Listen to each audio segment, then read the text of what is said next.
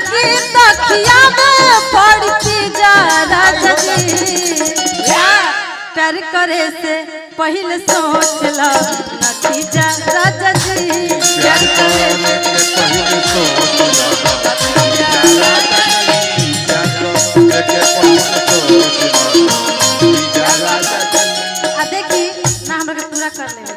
हम ही लिखले वाली। अरे दादा कॉली ये गीत हम ही लिखनी है। बहुत अच्छा गाना बा। लड़किया कहतिया हो कि हमरा के 4 दिन यूज करके छोड़े वाला सिस्टम मत समझिया।